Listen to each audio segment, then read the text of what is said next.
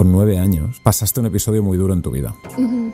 La historia más bestia que he traído al podcast. La pequeña de 9 años secuestrada en Bolivia. Durante 7 meses. Todo empieza en España, en Barcelona. Yo tenía un vecino especial, entonces aquí hay una gran manipulación detrás. Al lado vivía el supuesto secuestrador. De un día a otro sale pues la idea de irse de vacaciones a Bolivia. Y entonces aquí es cuando empieza el secuestro en Bolivia. Que nos metemos en la selva. Todo te impresionaba, que era todo muy peligroso, muy peligroso. Te hubieron maltratos todos los días. Todos los delitos están todos ahí. ¿Cómo te sobrepones después a todo esto? Claro, en la mente de un niño uno tiene que buscar como un mecanismo para poder sobrevivir. Entonces en mi cabeza era un poco una aventura. En plan, ¿cómo iba a pasar yo de mi barrio de Hospitalet a acabar en la selva peleando con serpientes? ¿Cómo sales de la selva? ¿Cómo te rescatan? Fue un gran rescate. ¿Cómo te abstraes de todo eso? Yo no soy de abandonar, de rendirme en nada. Pero es verdad que el único momento en mi vida en el que yo dije, aquí me rindo. Y cuando digo me rindo, ya sabes a qué me refiero, ¿no? Y llegó un momento en el que se me nubló toda la mente y lo único que yo veía era como una luz al fondo. Pero esta luz representaba ese futuro tan grande que a mí me esperaba. Todo el daño que yo estaba sufriendo en ese momento no se comparaba con todas las bendiciones que el futuro me tenía preparado. Joder, tío. Todos estamos aquí por un propósito, porque si tú no ves la grandeza que hay en ti, ¿quién la va a ver? No somos el dolor que hemos padecido, sino somos lo que hemos hecho con ese dolor. Yo solo estuve 7 meses, pero hay niños que van a estar toda su infancia ahí. Tengo la obligación de explicarlas y así poder buscar los medios para poder solucionarlo.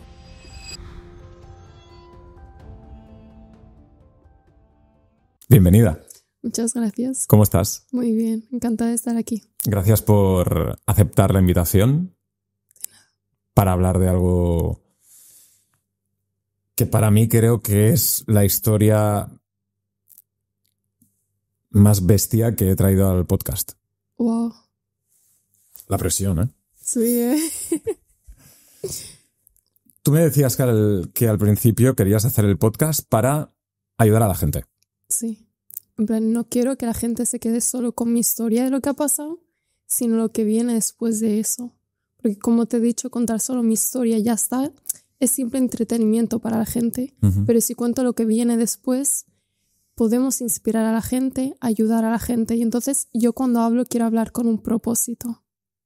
Entonces viene mi historia y lo que viene después, todo en conjunto. Perfecto. Sí. ¿Qué edad tienes? 20 años. ¿Vives en Barcelona? En Barcelona, sí. Y tu historia, cuando yo la descubrí, directamente tuve algo dentro de decir, quiero conocer más, quiero conocerla, quiero que me la cuente y quiero que nos la cuente a todo el mundo. Sí. Tú con 10 años... Con 9. Con 9 años. Pasaste un episodio muy duro en tu vida. Sí. ¿Qué te sucedió? Vamos a situarnos, todo empieza en España, en Barcelona, ¿ok? Entonces, yo tenía un vecino especial, por así decirlo, ¿de acuerdo? Era un vecino que era una persona perfecta. O sea, una persona que tenía un personaje, por así decirlo. Hay que dejar claro que era un personaje, ¿de acuerdo? Entonces aquí hay una gran manipulación detrás. Es una persona que era perfecta. Yo tengo que recalcar que durante toda mi vida, a partir de esos 9 años, vivía en la pobreza extrema, ¿vale? Pero pobreza de que yo con 8 años no tenía agua en mi casa, por ejemplo, ni luz, ni absolutamente nada.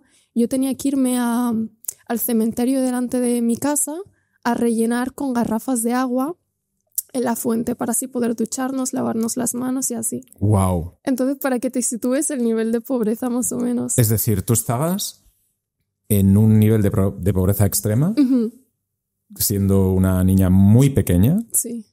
¿Viviendo con tus padres? Sí. Ok. ¿En qué sitio? Hospitalet de Llobregat. Ok. Sí. ¿En un barrio en concreto? En la Florida. Sí, todo se sitúa en la Florida, más o menos, sí.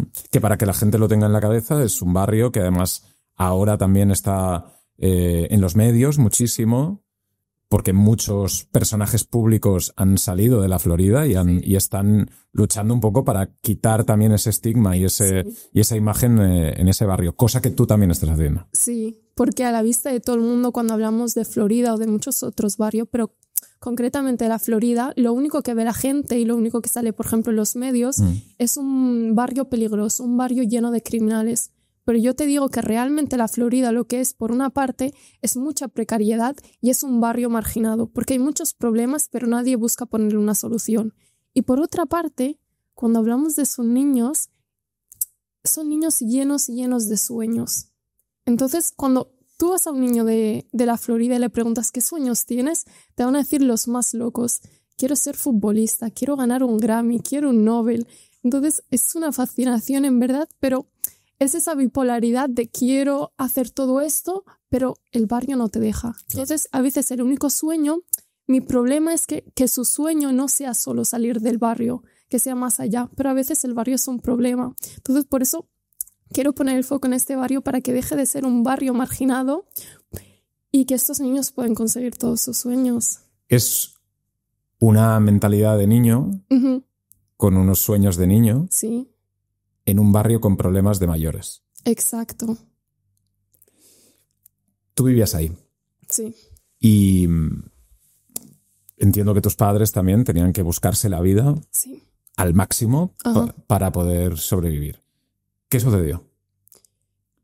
Vale, como ya te he dicho, estamos en este nivel de pobreza. Es importante saberlo porque a base de que yo tenía tantas necesidades, tanta escasez, es como más fácil que alguien te manipule. Entonces este vecino del que yo te estoy hablando venía con un plato de comida, venía y nos ayudaba. Por ejemplo, yo no tenía ducha y la construyó. Entonces ayudaba muchísimo, ¿sí? Y así es como empieza la historia y así es como esta persona se gana la confianza de mi familia y también la mía, ¿sí? ¿Cómo se llama él? Es que en verdad ahora estoy confusa porque él tenía un nombre, pero resulta que él vivía aquí con un pasaporte falso, porque era un prófugo de la cárcel de Bolivia. Esto no lo supe hasta 10 años después, que me lo dijo una periodista, que era un prófugo de la cárcel de su país porque había violado a sus 2 hermanas. Sí.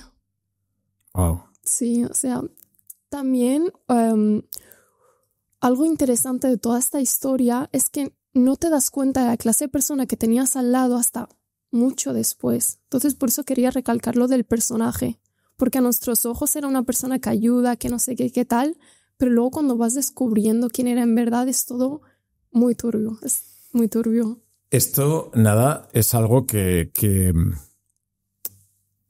siempre puedes pensar, yo no caería en esto. Yo abriría antes los ojos. Exacto. Pero cuando estás ahí metido, no juzgas nada más que esa persona te está ayudando, te construye una ducha, te da un plato de comida cuando hay una necesidad tan imperiosa como la tuya. Entonces, exacto.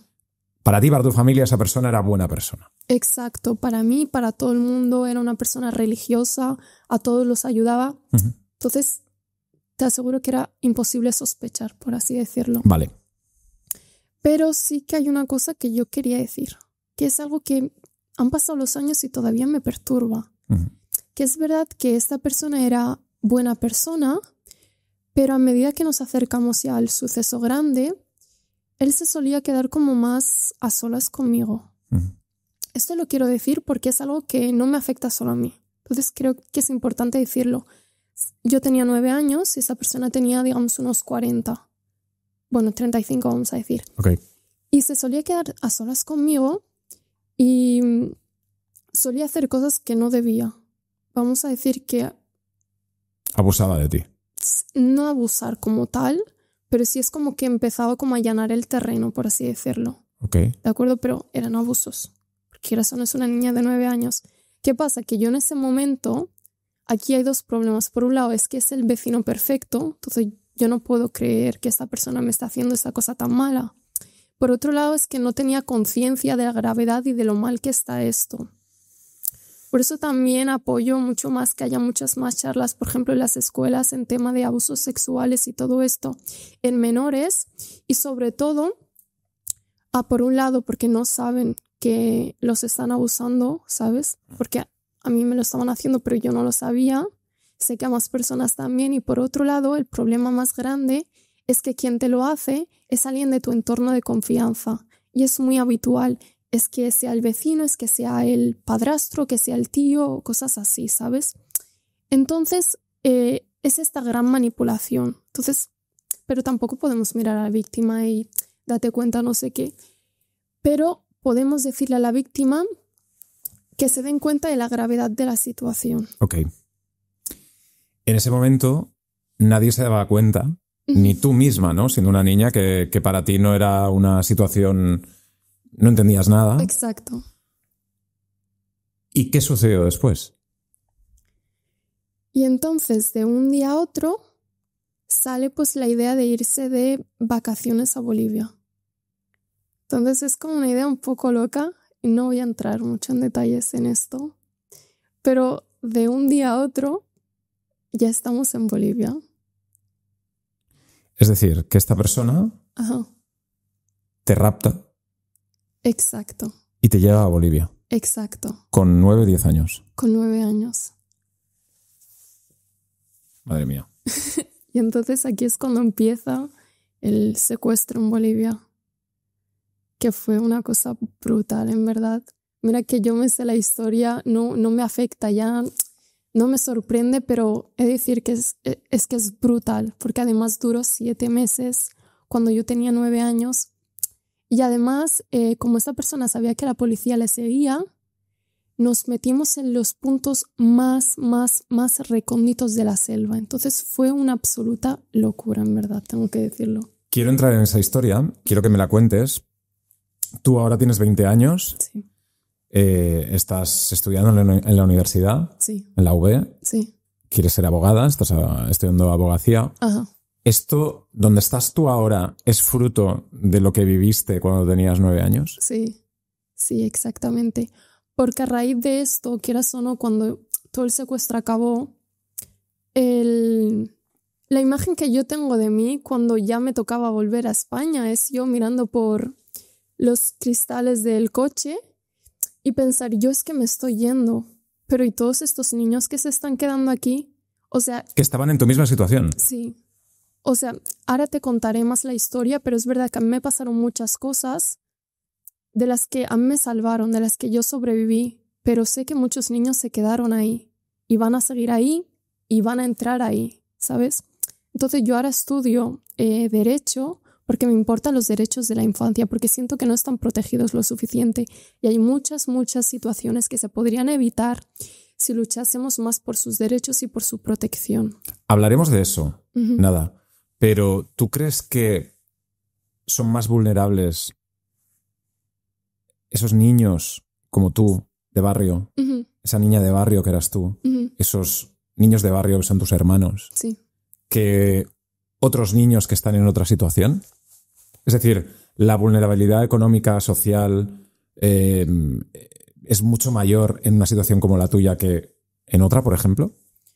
Creo que no depende tanto, pero sí que es como un factor a que estés más propenso en acabar en este sitio de situaciones. Okay. Porque, por ejemplo, cuando tienes una necesidad, a veces te meten en estas situaciones, por ejemplo, esclavitud infantil. Acabas en esta situación por un tema económico, quieras o no. Entonces, si alguien no tiene esa precariedad, no va a acabar aquí. Pero no es todo por eso, pero sí que siento que eres mucho más vulnerable porque tienes necesidades y la persona que te hace ese mal te intenta dar las soluciones. Vale. Estamos en Bolivia. ¿Cómo consigue este hombre llevarse a una niña de España, de sus padres, pasar la aduana, no sé, volar con ella? No necesitaba un certificado de nada. Sí, no puedo entrar en muchos detalles, pero todo fue legal. El llegar en Bolivia fue todo súper normal. Piensa que hasta que yo no llegué a Bolivia, no se destapó el papel del secuestro. Ok. Entonces, yo desde que salgo a España hasta que llego a Bolivia, todo es normal. Todo era un viaje. Sí, todo es normal, todo está chill. Entonces, todo es legal, no hay ningún problema. El problema es una vez que pisas Bolivia. Entonces ahí ya es cuando empieza el secuestro porque lo que pasa es que tira toda mi documentación. ¿Tu familia? ¿Tú naciste en España? ¿Dónde naciste? No, nací en Marruecos. Okay. Y cuando tenía 4 años vine aquí.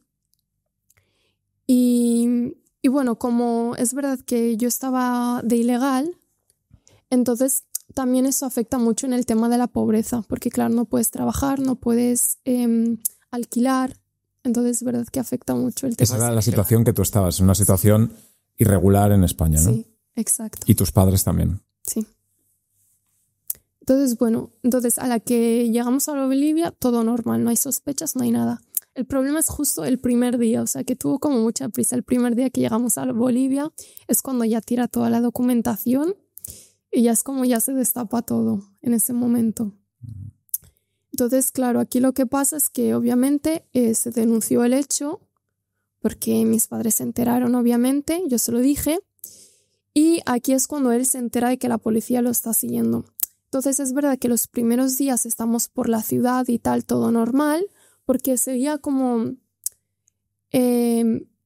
yo durante todos esos 7 meses siempre tenía como mi esperanza. Es verdad que nunca perdió la esperanza, pero es verdad que yo tenía una idea que era la de mañana vamos a ir a la embajada, mañana vamos a ir a que me hagan los nuevos documentos. Entonces yo viví siempre con la esperanza de vamos a tener un nuevo pasaporte. Entonces al principio digamos que yo no me alteré mucho porque esta persona, aunque ya me había secuestrado, seguía con la manipulación de vamos a volver a que tú tengas papeles y tal, vamos a salir de aquí. Y había generado todo un trabajo previo de confianza contigo, ¿no? Exacto. Es decir, aunque tuvieses que se estaba portando mal, porque en ese momento ya veías que se estaba portando mal, sí. ¿O seguías tú diciendo, bueno, se está portando mal, pero confío en él? Durante la primera semana más o menos estamos en la ciudad, entonces sigue con el papel. Entonces a partir de la primera semana o segunda es cuando ya se entera de la denuncia y aquí es cuando cambia todo completamente. Entonces aquí es cuando empieza lo heavy, que es que al enterarse él de que la policía lo está siguiendo, entonces ya abandonamos la ciudad y nos metemos en la selva.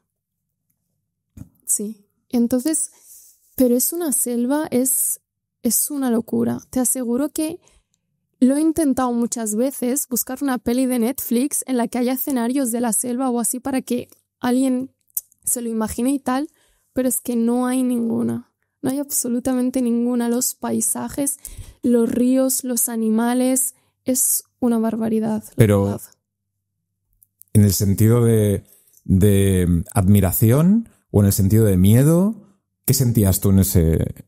Es que era todo, es todo también como 10 veces más grande. Es una locura decir cómo ha acabado aquí que te daba miedo.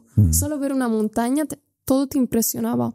Pero no es de admiración porque era todo muy peligroso, muy peligroso. O sea, las probabilidades de sobrevivir ahí, no sé quién podría salir de ahí, la verdad. Y cuando os metéis en la selva, ¿dónde dormís? Es que, claro, esta persona era muy lista, sabía que la policía lo buscaba y esta persona ya conocía muy bien lo que son los chacos. Los chacos es gente de ahí que tiene como sus propias parcelas de selva, por así decirlo, y plantan ahí sus cosas y entonces, digamos como agricultura de subsistencia, pero en la selva. Entonces eso es el chaco. Cada persona tenía su chaco. Entonces nos íbamos moviendo. Y es decir que esos 7 meses yo me los pasé trabajando de sol a sol todos los días en la selva.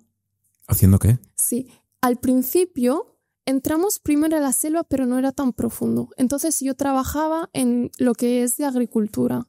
Entonces yo iba a personas, dormíamos en sus casas, que de ahí venía la pregunta, porque yo trabajaba para la gente, entonces obviamente te dejaban dormir bueno, no era casas, era cabañas construidas con troncos. Una locura, o a veces fuera, ¿sabes? Y lo único que tenías era como estas redes para taparte los mosquitos. Bueno, los mosquitos también son una locura. Es decir, que 10 años después todavía tengo las marcas en los tobillos. Sí. Era una locura. ¡Qué barbaridad! Sí. Porque además todo el mundo de ahí iba con... La gente ya va protegida porque saben los peligros de la selva, pero yo... Me pasé los 7 meses con unas chanclas que se hacen con neumáticos. Pobrecita. Claro. Entonces también... ¿Tú eres una niña? Ya, con 9 años. También los peligros de, por ejemplo, las botas en parte son para cuando te puede morder una serpiente o así. Pero yo iba con chanclas. Entonces también aprendí mucho a cómo utilizar el machete para poder matar a serpientes y cosas así. Que eso fue lo que más me impactó, el pelear con serpientes. ¿Qué? Sí.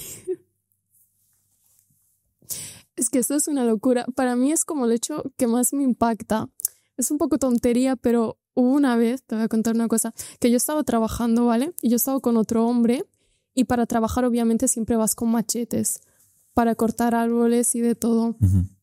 Entonces un día de repente vemos que al lado de los árboles empiezan a salir dos serpientes, Uh-huh. pero del nivel de la selva amazónica que medía una cosa así su cuerpo. Uh-huh. Entonces hay dos opciones. Tú o corres o te encaras. No podía correr. Entonces el hombre ya se va directamente a por una serpiente, a pelear con ella. Se va por la más pequeña. Y te deja la grande a ti. Era súper grande y de color negro. Entonces imagínate el miedo. Yo aprendí una cosa, que es que yo de momento solo había visto serpientes pequeñas. Uh-huh. Entonces lo primero que tienes que hacer es pisarle la cabeza. Entonces lo que va a pasar aquí es que el resto de su cuerpo se te va a enredar en el tobillo, pero bueno, tú eso lo coges con las manos y la tiras porque así queda como desorbitada y ya no volverá a por ti, ¿vale? Uh-huh. Pero en este caso no podía pisarle la cabeza, su cabeza era más grande que mi pie. ¿Qué hago? La corto con el machete, le corto la cabeza con el machete. Espérate, porque yo con 9 años no lo sabía, que aunque tú cortes la serpiente en 2 trozos, se sigue moviendo como si fuera una. La misma cara tuve. Entonces ahora me estaban siguiendo 2 trozos. Nada, por favor. Que sí, imagínate el cuerpo siguiéndote sin la cabeza. Y entonces yo flipé, pero bueno, no podía yo ahora gritar y correr. Entonces la corté en 20 trozos, por lo menos. Y es como dejó de seguirme. Pero esta barbaridad, Sí, es decir, sí. ¿cómo te sobrepones después a todo esto? A estas imágenes, a lo que has vivido. Es que en el momento, claro, en la mente de un niño, uno tiene que buscar como un mecanismo para poder sobrevivir. Entonces en mi cabeza era un poco una aventura, porque era tal locura, en plan, ¿cómo iba a pasar yo de mi barrio de Hospitalet a acabar en la selva peleando con serpientes? Entonces, en mi mente era una aventura. O sea, yo no podía decir sí, me han secuestrado. Eso no lo podías decir nunca, porque quieras o no te vas a derrumbar. Uh-huh. O sea, no sobrevives. Entonces, yo me levantaba, trabajaba todos los días. Es decir, que lo del Chaco duró muy poco, porque luego, como le sigue buscando más la policía, aquí lo que va a pasar es que yo todos los días de sol a sol trabajo en campos de coca. Entonces, como es ilegal la coca, está en los puntos más remotos de la selva. Okay. Pero una locura. Para llegar a esos sitios podías caminar días enteros. Los ríos, wow, tenías que escalar montañas. Era una locura, que los hombres ya directamente iban en caballos. Yo iba a pie, entonces tardaba mucho. Entonces es esto. Mi día a día más o menos era trabajar de sol a sol en campos de coca. Porque como era ilegal, la policía no va a llegar ahí, entonces no va a llegar donde está él. Claro. Entonces no suelo entrar mucho en detalle en esto, pero no es que yo simplemente fui a trabajar. O sea, había un propósito más atrás que es demasiado sádico y turbio. Pero Un propósito que tenía él. sí. Es decir, él no te llevó ahí para trabajar. No, obviamente no. Lo de trabajar era como el día a día para escapar de la policía, pero obviamente nadie te va a secuestrar para trabajar, porque además se ganaba muy poco dinero. Uh-huh. Pero entonces el propósito es un propósito que tampoco quieres tú no, entrar en ello. Es bastante turbio, la verdad, y bastante sádico. A lo que venía esto es que el día a día no era simplemente trabajar, sino que obviamente hubieron maltratos todos los días y obviamente hubieron abusos absolutamente todos los días. O sea, 7 meses de maltratos, abusos y todo lo que siga, y trabajo y esclavitud forzosa, hubo matrimonio infantil, hubo absolutamente todo. O sea, todos los delitos están todos ahí, todos. Hasta un apuñalamiento, hubo todo. ¡Qué barbaridad! Uh-huh. En ese momento que este monstruo, no sé cómo decirlo, o sea, no sé, Sí. hizo todo eso, ¿tú qué pensabas? ¿Tú veías un futuro? ¿Veías una salvación? ¿Te aferrabas a algo? Sí. ¿A qué? Sí. Todos los días, bueno, lo intentaba cuando hacían como un mini descanso para comer. Yo tenía una libreta. Entonces yo cogía mi libreta y me iba detrás de un árbol y me ponía a estudiar inglés. Porque lo único que me preocupaba era volver a la escuela. Entonces, nunca jamás en mi vida yo dije, ya está, este es mi destino, ya está, mi futuro va a ser en Bolivia, o esta es mi vida, porque además es una locura. Entonces, yo sabía que iba a volver a la escuela. Entonces, por eso yo estudiaba todos los días para cuando volviese a la escuela seguir con el mismo nivel que los demás. Y me sirvió de mucho porque pensaba que iba a repetir curso, porque me pasé todo el curso, pero no me saltaron el curso además. Entonces mantuve el nivel. Nada, cuando estás ahí, ¿cómo sales de la selva? ¿Cómo te rescatan? Aquí, si te metes en internet, las imágenes que más salen son las del rescate, ¿vale? Uh-huh. Las he visto. Sí, pues esas imágenes son del último día. Me rescata la Guardia Civil, que además fue el capitán Hidalgo, que es el capitán de la Guardia Civil, capitán teniente creo, pero que le tengo mucho aprecio, la verdad. Y llegan... Llegan a Bolivia. Sí, bueno, ha sido como ya el segundo intento o así, porque lo que te digo, es muy difícil sobrevivir en la selva, entonces ellos no podían estar ahí todo el rato. Ya. Yeah. Porque además nos pilló cuando hubo lluvias tropicales, por así decirlo. Entonces era una bestialidad. Es que de verdad, es que me gustaría decirte, mírate esa peli para que te lo imagines un poco, pero creo que es que nunca va a haber imágenes que te puedan representar lo que yo vi ahí. Entonces tendrías que ir, pero no le recomiendo a nadie ir. Claro. Entonces vamos a tirar de imaginación. Ok. Entonces ya era como... No era el primer intento en el que venían a por mí. Entonces, pero esta vez lo lograron, les ayudaron los que eran los cocaleros de ahí y entonces me rescataron y tuvo que ser muy rápido porque además es zona de narcotraficantes y todo esto, entonces es peligroso que esté la policía por ahí, ¿sabes? Y en un helicóptero...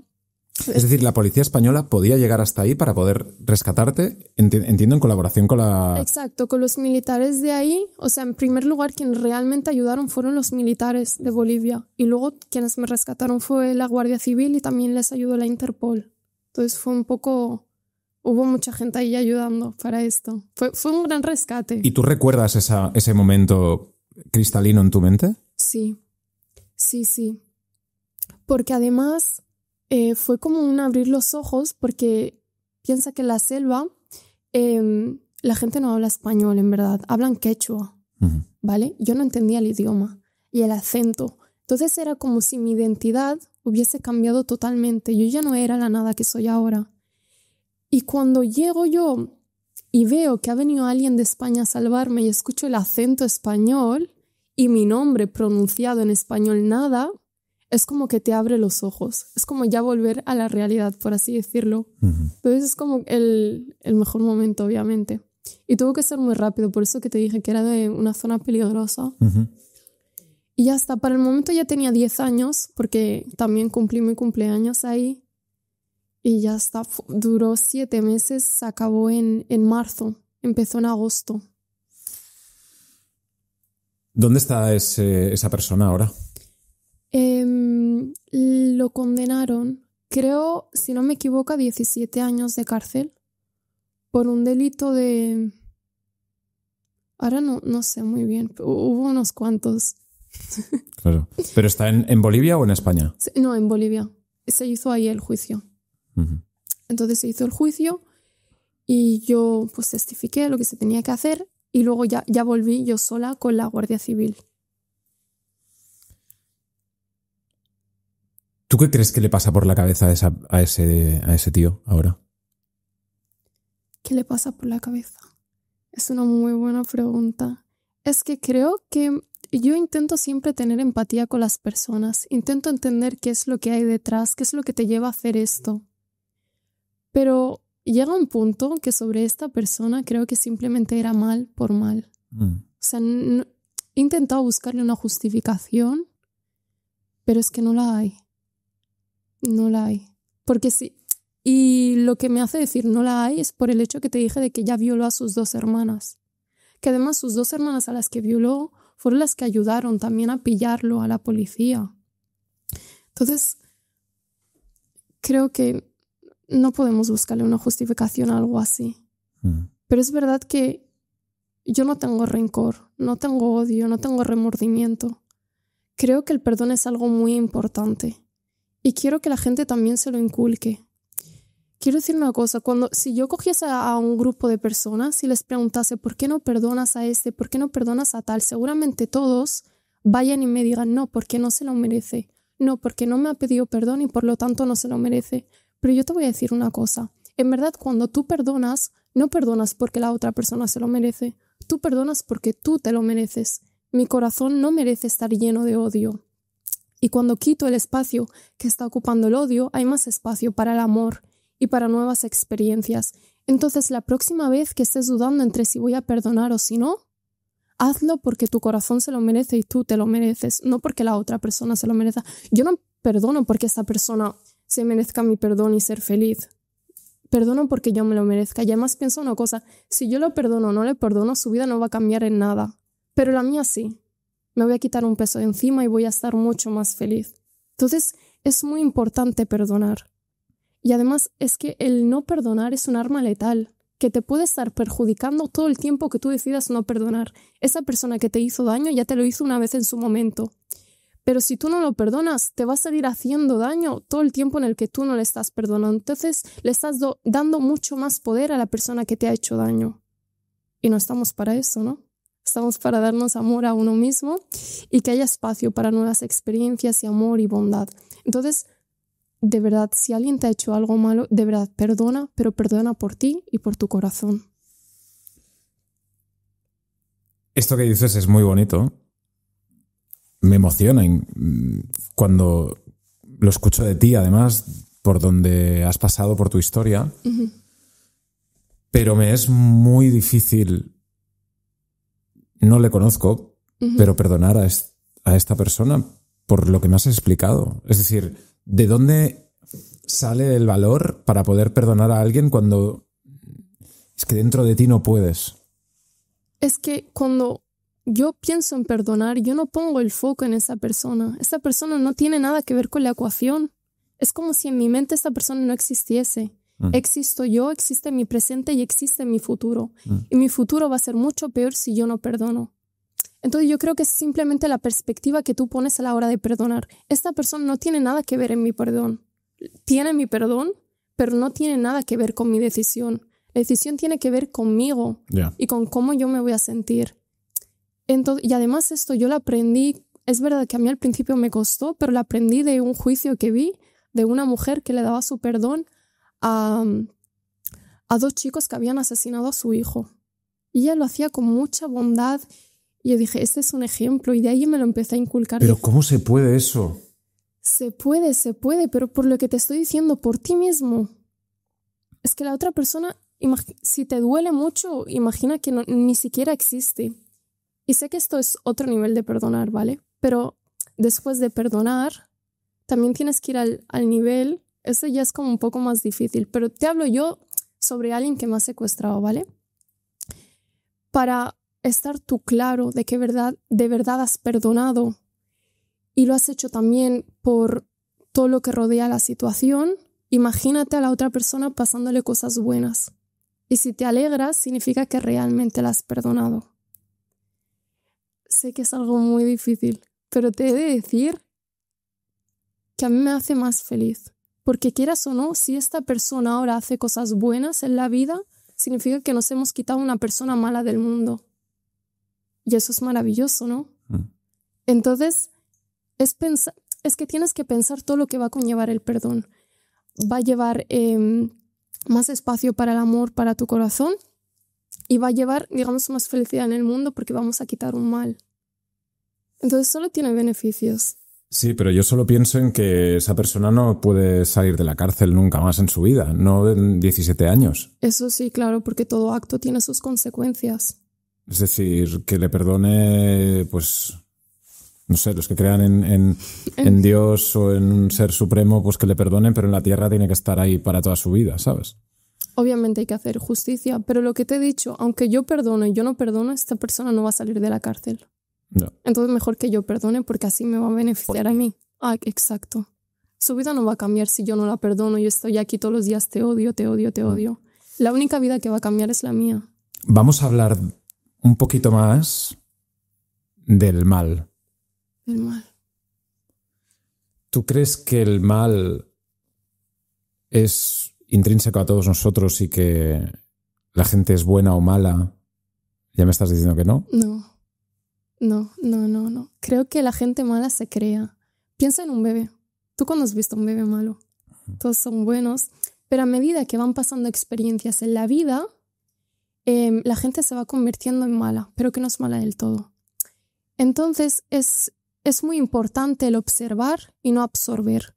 Lo que pasa en este caso es que la gente observa situaciones malas. Por ejemplo, un niño en el que está viendo que siempre hay violencia en su casa. Su padre pega a su madre pega a su padre. ¿De acuerdo?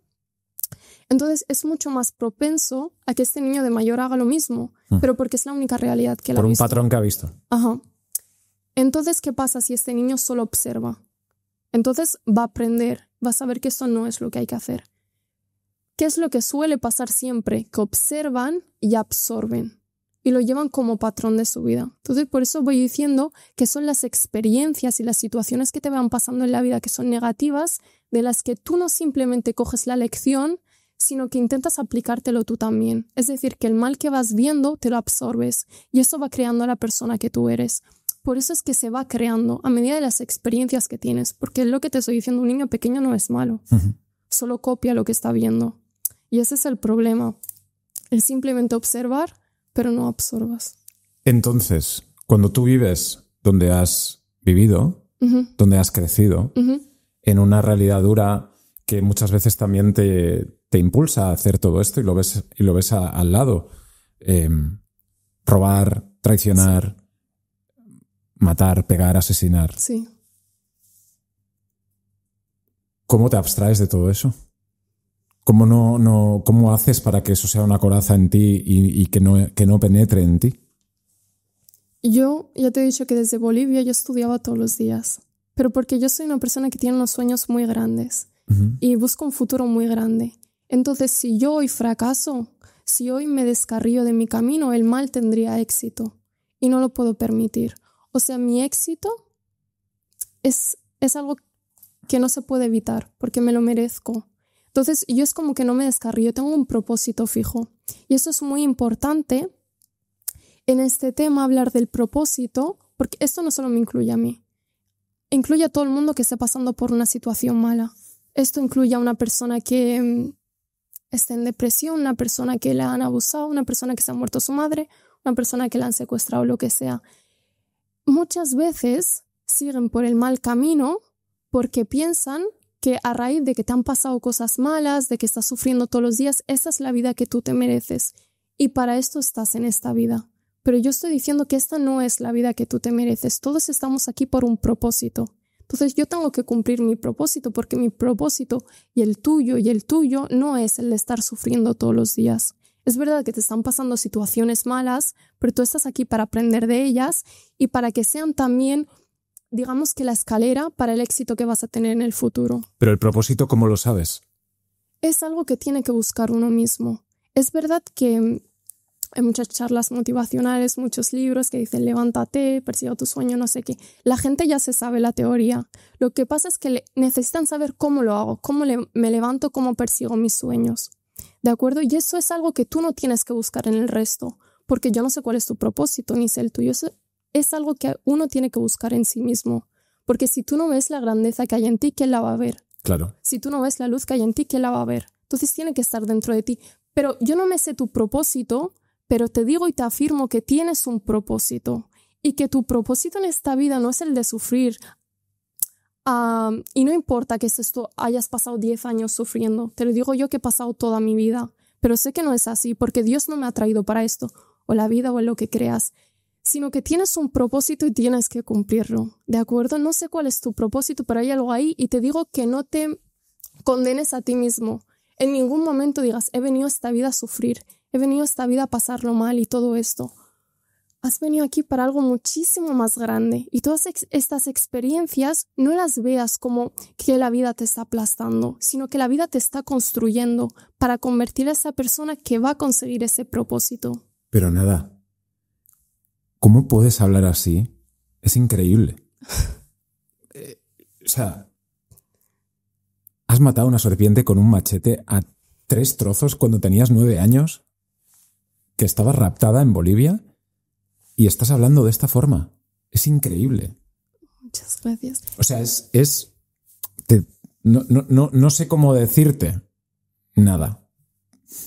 Valga la redundancia, porque o sea, tu historia es tan apabullante, es tan bestia, que tú tenías todo para ser un juguete roto, ¿sabes? O sea... Pero fíjate, yo ahora estoy orgullosa de la persona que soy, pero en base a amar a la persona que soy yo ahora, no puedo odiar lo que me ha creado. Y quieras o no, estas experiencias me han creado, en cierto modo. No soy simplemente fruto de lo que me ha pasado. No somos el dolor que hemos padecido, sino somos lo que hemos hecho con ese dolor. Entonces yo he decidido qué voy a hacer con ese dolor y convertirlo en coraza y así crear a la persona que quiero ser ahora y que quiero ser en el futuro. Entonces, quieras o no, yo, es lo que te he dicho, si yo ahora me rindo, si yo ahora me voy por el camino de las drogas, del alcohol, de prostitución o lo que sea, estoy beneficiando a todas esas personas que me han hecho mal. Les daría un doble poder. Pero esas personas lo que se merecen es que yo tenga éxito en la vida. Y el mundo se lo merece, que yo tenga éxito y que cualquier persona que me esté escuchando, que esté todavía con depresión, con problemas, lo que sea, que haya tenido una infancia dura y que lo haya superado, es que el mundo se merece tu éxito. Es que se lo merece. Se lo merece. Exacto. Quiero que hablemos del barrio. Del barrio. Cuéntame qué pasaba en la Florida, cómo vivías tú. ¿Tú vivías prácticamente en un piso ocupado? Era un narcopiso, en verdad. Es decir, que solo iban como vagabundos a drogarse y a beber. Entonces, ¿tú vivías ahí? Sí. Y ahí es cuando me secuestran. Además, una cosa importante es que viene después del secuestro. Es que es una barbaridad todo. O sea, no. Espérate, porque a mí me secuestran 7 meses, ¿no? Y ya llega el día del rescate. Y digo, wow, voy a volver a la escuela, mi escuela de antes, voy a ser feliz, no sé qué, no sé cuánto. Me meten 5 años, 4 más o menos, en centros de menores. ¿Por qué? Porque no podía volver a vivir con mis padres. Y fue como otro golpe duro. Es que fue una experiencia tan mala esos años en centros de menores. ¿Cómo es un centro de menores? Es que siento que intentan que seas un niño, pero no lo eres. Sobre todo en el tema de que hay horarios todos los días. Tienes tu hora de desayunar, tienes tu hora de vestirte, tienes tu hora de ver la tele, tienes todo esto. Tienes horarios. Como que intentan que sobrevivas todos los días, pero no buscan que también vivas. Un niño también necesita un amor, también necesita salir con sus amigos. Son cosas que tú no podías hacer. Lo típico ahora, que me parece ya un lujo, tumbarme en mi cama en un domingo y estar con el móvil, es algo que tú ahí obviamente no puedes hacer. Entonces para mí fue una locura yo salir de ese secuestro y ahora estoy en una habitación enorme con 15 literas y 30 niños ahí. Era que la cosa iba de mal en peor, la verdad. Era malísimo. Estuviste 4 años en centros de menores. Sí, más o menos. ¿Estudiando? Sí, obviamente sí, estudiando. Por suerte no perdí el curso, me saltaron de curso afortunadamente, porque decían que tenía altas capacidades. Entonces creo que estuvo muy bien el no haber perdido la esperanza en ningún momento en Bolivia, porque yo sabía que iba a volver a la escuela y esa idea no me la podía quitar nadie. A mí no me quita una idea de la cabeza nadie y voy y la cumplo. Entonces, es verdad que sigues yendo a la escuela, intentan que hagas actividades y tal, pero un niño como tal ya no eres. Yeah. Es como que ya has perdido la infancia. ¿Qué tipo de gente había ahí? La mayoría de los casos de los niños que están en centros de menores es porque les solían maltratar en casa, violencia o sus padres no los cuidaban como debían. Pero no eran niños conflictivos. No, es que esto era un centro primero, uno de acogida y luego otro que no me sé mucho el nombre, pero hay centros que son de acogida y hay centros que son para niños conflictivos, sí. Okay, o sea, entonces son diferentes. Vale, no es que Exacto. a ti te metieran con gente que era problemática y que... Okay. Era gente que estaba viviendo en una situación complicada como la tuya, ¿no? Gente que no podía vivir con sus padres y que había que buscarles otra manera. Lo que pasa es que yo me tiré ya 4 años en 2 centros diferentes. ¿Qué pasa? ¿Tuviste amor ahí? Es decir... No, fue muy triste, en verdad. ¿Pero ni con compañeros, compañeras? En el primer centro en el que estuve, sí, que estaba en Masnou, ahí estuvo muy bien. Pero también hay una parte un poco turbia, es que a veces también hay violencia. Una cosa que solían hacer mucho era como contenciones a los niños. Es como cuando te coge la policía y te detiene, eso te lo solían hacer. Cosas así. Y tal, entonces no fue una experiencia buena, pero porque no me sentí niña, es que ya no eres un niño. Es verdad que ahora tenía, digamos, mis necesidades básicas cubiertas. Ahora tenía dónde vivir, ahora tenía comida, ahora iba a la escuela, entonces estaba bien. Pero lo de sentirse un niño, en plan, simplemente existía, pero no vivía. ¿Y podías hablar con tus padres? Sí, de vez en cuando. Okay. Sí. Y luego... ¿Tienes buena relación con tus padres? Sí. Claro. Y luego, cuando ya se van a acabar estos años de centros de menores, y digo, esta es la buena, que ya vuelvo a vivir bien. Y vuelvo a vivir en la misma casa en la que me secuestraron. Y esta vez... ¿En el narcopiso? Sí. Y esta vez sí que fueron los peores años de mi vida, en verdad. Pero los peores. ¿Qué edad tenías? Cuando yo salí de centros, creo que ya tenía 14 y 15 años. Vale. Para entonces. Entonces la vida iba dando golpe tras golpe tras golpe. Pero he de decir que nunca perdí la esperanza porque dentro de mí siempre había esa idea de que hay un propósito ahí. Yo tengo que cumplirlo. Y todo lo que está pasando simplemente me está creando. Entonces ya llegaba un punto en el que cuando me pasaba una experiencia mala, yo digo, ¿qué lección voy a aprender yo de esto? Y así es que me ha servido mucho. ¿Y por qué dices que fueron los peores años? No puedo entrar en muchos detalles, pero he de decir que el único momento de mi vida, yo no soy de abandonar, de rendirme en nada, pero es verdad que el único momento en mi vida en el que yo dije, aquí me rindo. Y cuando digo me rindo, ya sabes a qué me refiero, ¿no? Y lo intenté 2 veces. Y llevo una primera. Y salió mal. Dije, qué mal. Vamos a intentarlo una segunda. Y con un cuchillo. ¿Y sabes qué? Que cuando yo iba a hacerlo, yo primero daba vueltas por la sala. Y tenía el cuchillo apuntándome aquí. Entonces yo iba dando vueltas por la sala, llorando y pensando, en plan, como para que yo tuviese la fuerza de clavarlo, ¿sabes? Iba llorando. Tenía 15 años y digo, pero ¿por qué la vida me está dando tantos golpes? ¿Por qué la vida me está haciendo esto, no? Pero llegó un momento en el que se me nubló toda la mente y lo único que yo veía era como una luz al fondo. Pero esta luz representaba ese futuro tan grande que a mí me esperaba y todo lo que la vida tenía preparado para mí. Entonces, todo el daño que yo estaba sufriendo en ese momento no se comparaba con todas las bendiciones que el futuro me tenía preparado. Joder, tía. Entonces tiré el cuchillo en ese momento y no sabes cuánto me alegro. Pero es verdad que fue tan duro. Es que era como un secuestro y luego centros y luego vivir ahí. Era que decía, necesito irme porque simplemente estoy sufriendo en esta vida. Y es verdad que la primera vez que intenté irme, lo intenté hacer con pastillas. Porque dije, ya he sufrido tanto en mi vida que ya no quiero sufrir en mi último momento. Pero es verdad que no funcionó. Entonces por eso fui a por el cuchillo.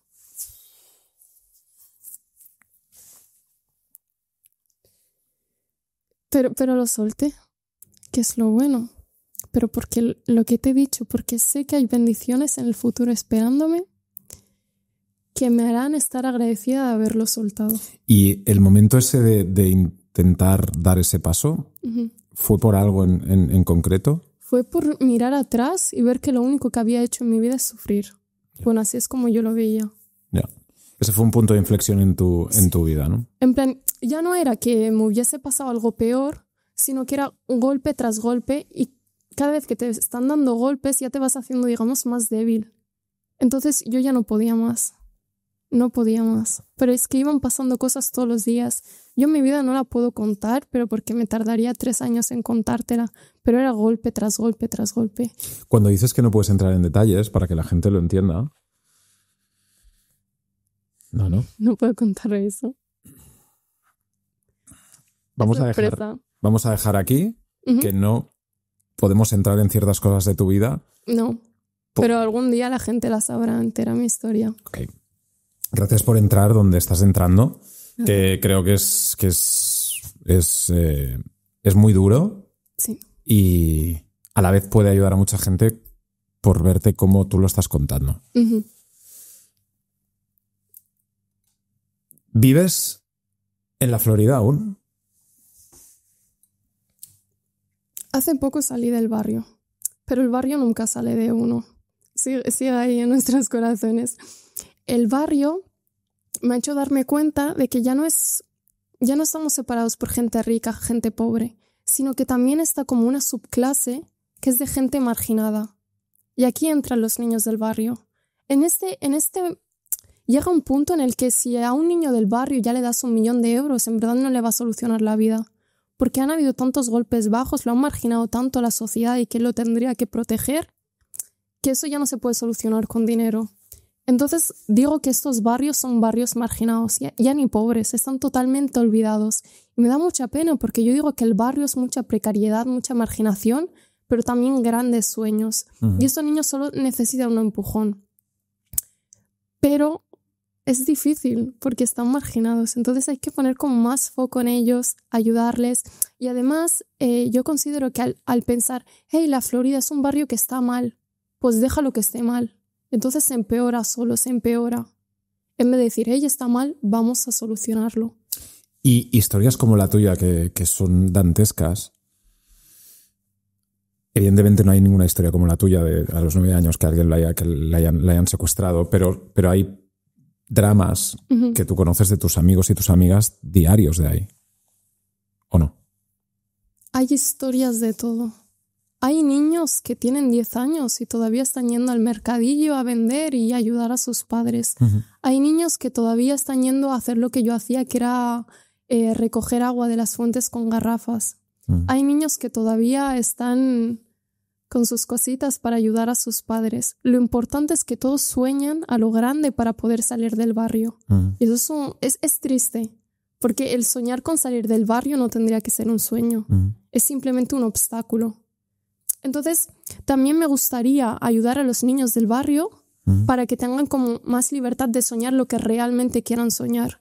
Claro, pero ¿cómo puedes...?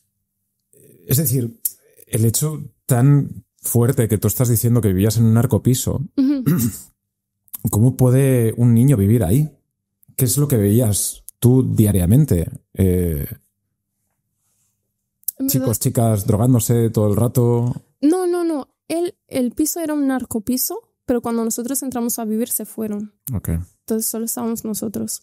Pero las realidades que ves son muy tristes. Pero es verdad que yo me alegro mucho. Algo que he intentado siempre es desvincularme del barrio.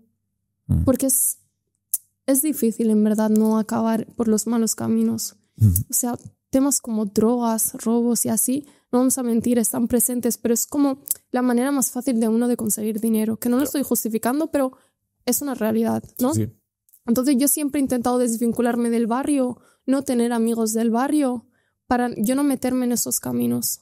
Okay. Entonces siempre es verdad que mi sueño ha sido salir del barrio, que lo he conseguido, pero creo que una cosa que considero que he hecho bien ha sido desvincularme lo máximo posible. No olvidar, sino llevarlo siempre dentro también para ayudar, ¿no? Sí, y porque yo tampoco puedo soñar con ayudar a los niños del barrio mientras yo siga siendo una niña del barrio. Entonces yo necesito salir del barrio y desde ahí coger los medios y los instrumentos y ayudar al barrio. Pero el primer paso es salir de él. Y así ya lo conseguí. Ahora me queda el segundo. Cuando tu historia se hace pública, sí.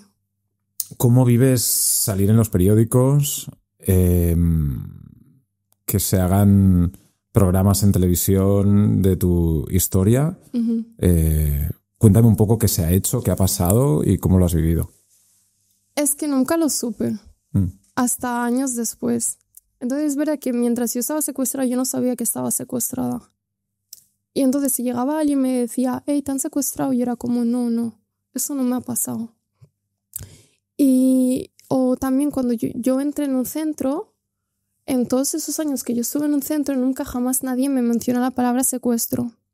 Entonces yo nunca, lo que es los periódicos y las noticias y todo esto, yo nunca lo he visto. Estabas totalmente al margen. Exacto, entonces no tenía ni idea. Hasta años después, que me acuerdo que era un día que estaba en la escuela y me dio por poner en Google mi nombre.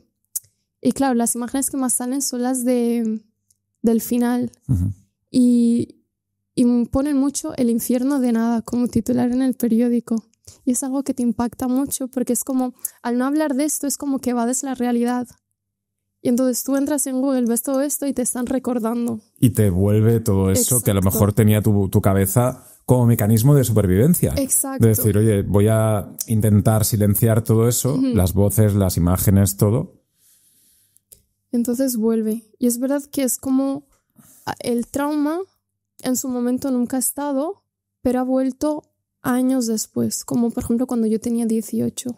Entonces ahí ya lo empiezo a pasar mal porque empiezo a recordar y empiezo a abrir los ojos de lo que realmente me ha pasado.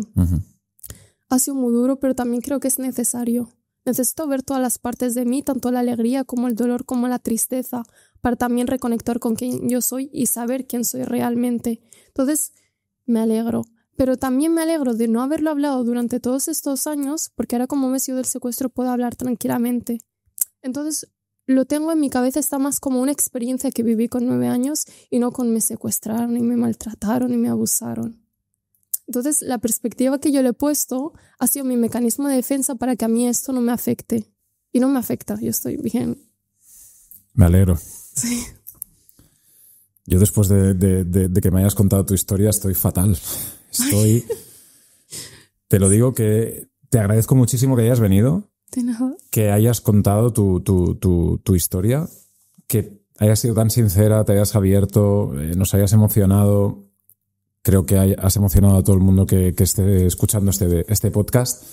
Y también me gustaría saber, tú ahora has hablado del propósito. No sé si lo podrías decir en una frase, ¿cuál sería tu propósito? Creo que no es posible definir el propósito de uno, porque uno tampoco sabe las experiencias que todavía están por llegar, que van a crear la persona que va a cumplir ese propósito. Lo puedo definir en grande. O sea, la palabra grande es lo que lo va a definir. Va a ser algo muy grande, mi propósito. Entonces creo que también por eso la vida me ha preparado tanto. Ha sido como un entrenamiento militar muy, muy a fondo, muy intenso, pero es por una razón, ¿verdad? Te ha dado herramientas. Exacto. Enormes para poder llevar a cabo ese propósito. Y yo me siento muy bendecida, muy agradecida porque he aprendido muchas lecciones. Son lecciones como el agradecimiento, como la humildad. Eso por un lado, las lecciones que he aprendido. Y por otro lado, y más importante que me parece, es las realidades de las que he aprendido que existen. Realidades de que te secuestren, de que te abuse alguien que conoces, del matrimonio infantil, de esclavitud infantil, que fue lo que más me chocó, de no tener acceso a la educación, de no tener acceso al agua, del matrimonio, de los maltratos, todas esas realidades que yo he podido ver, no solo vivir, porque yo todo esto lo he vivido y mucho más, que es que si lo enumero no tardo mucho, pero verlo también, sobre todo en Bolivia o en los niños del barrio. Entonces, al yo haber visto estas realidades, cosa que es muy importante verlo para también poder empatizar más, puedo saber qué quiero hacer con mi futuro y saber a quién quiero ayudar o a quién quiero visibilizar. Porque estas personas, cuando, por ejemplo, yo ya dejé de trabajar en campos de coca, ¿vale? Yo solo estuve 7 meses y todavía lo agradezco porque fueron 7 meses.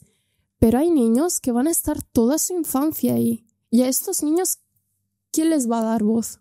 Es que no van a tener voz hasta que alguien no salga de ahí, se escape y pueda hacerlo. Porque también si yo ahora me callase y me guardase mis experiencias, estos niños a lo mejor seguirían aquí.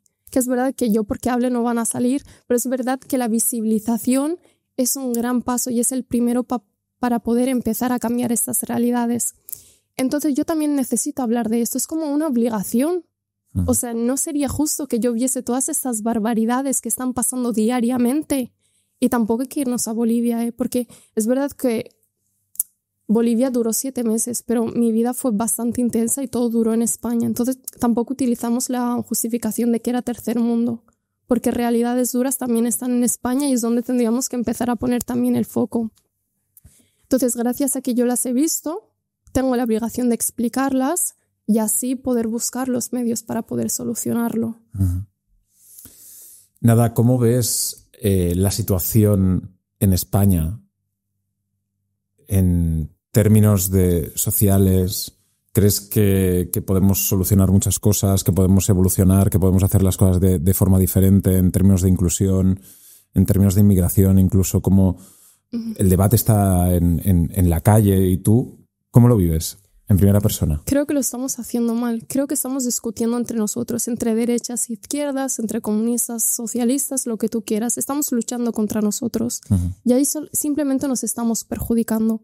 ¿Qué sentido tiene que discutamos entre nosotros cuando el que está arriba es quienes están poniendo las dificultades a nosotros?